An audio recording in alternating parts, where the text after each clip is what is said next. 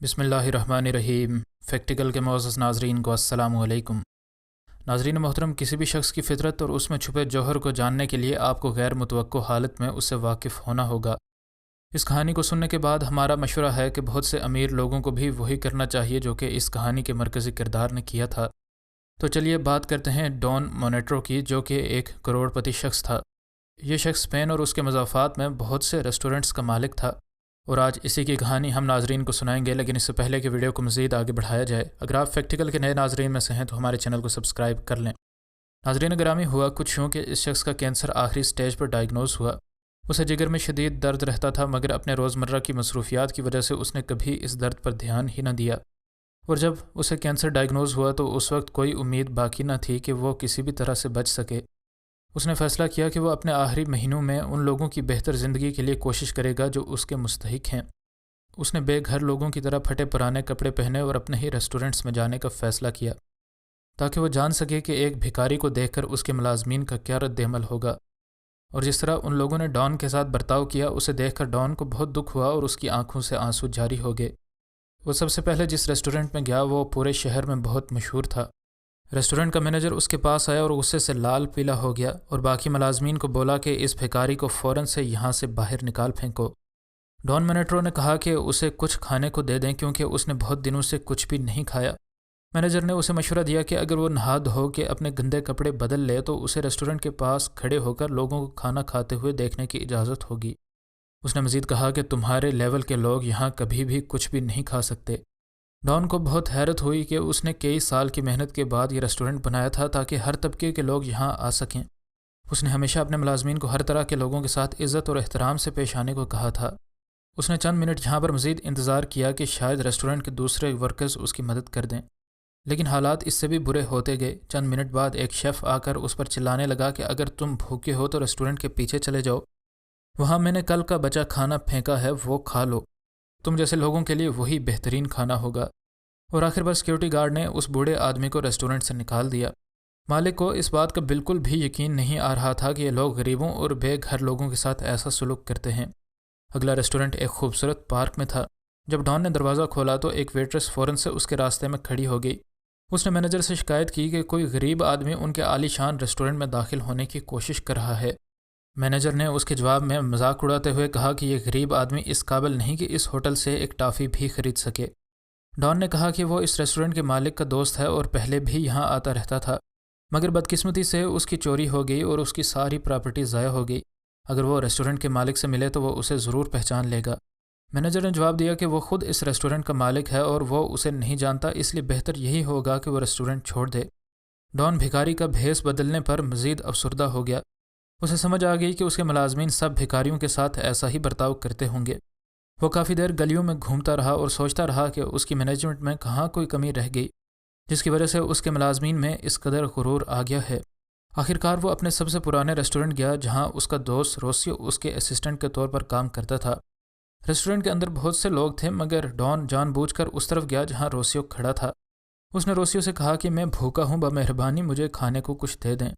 روسیو اس کی طرف غور سے دیکھنے لگا تو ڈان کو شک ہوا کہ شاید وہ اسے پہچان جائے گا، لیکن ایسا کچھ نہ ہوا۔ اس نے کہا کہ یہ کوئی ایسی جگہ نہیں جہاں جو چاہے آ کر کھانا مانگے، بہتر یہی ہے کہ تم یہاں سے چلے جاؤ، ورنہ مجھے دھکے مار کر تمہیں باہر نکالنا پڑے گا۔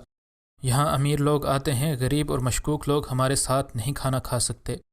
تم کیسے کہہ سکتے ہو کہ ایک امیر آدمی تھے اور سب کچھ تمہارا چوری ہو گیا؟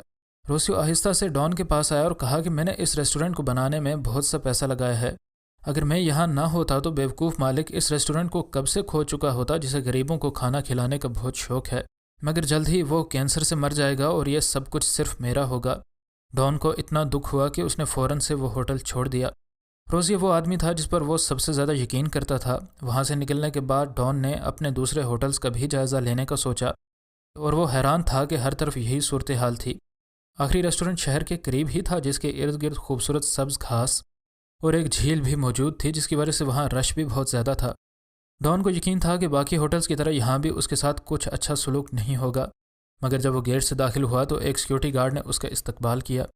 ڈان نے کھانے کے لیے کچھ مانگا اور دل ہی دل میں تیاری بھی کر رہا تھا کہ ابھی کوئی نہ کوئی اسے ہوٹل سے دھکے دے کر باہر نکال دے گا، مگر اس ہوٹل کے مینیجر نے بہت نرمی سے اسے پوچھا کہ میں آپ کی کیا مدد کر سکتا ہوں۔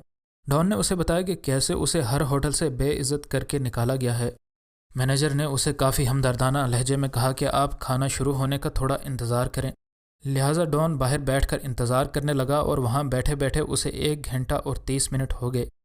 اسے سمجھ آ گئی کہ مینیجر نے اسے نرمی سے کک آؤٹ کرنے کی کوشش کی ہے، اس لیے وہ اٹھ کر جانے لگا۔ مینیجر نے اسے جاتا دیکھ لیا اور روک کر اندر آنے کو کہا۔